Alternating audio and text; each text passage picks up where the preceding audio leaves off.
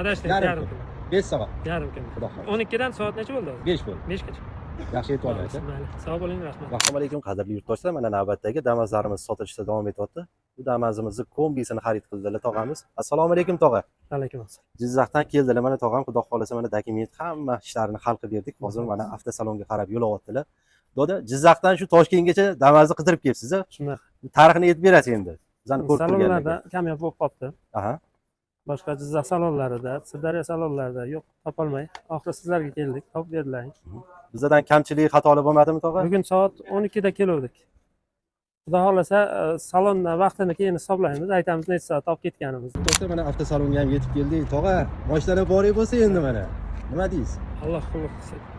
Kamchilik, xatolik bo'lmadimi? Soatingiz necha bo'ldi? Soatimiz 5 bo'ldi. 12 da keldik. 12 da keldik. 5 ta xudo xolasa olib chiqib ketyaptilar.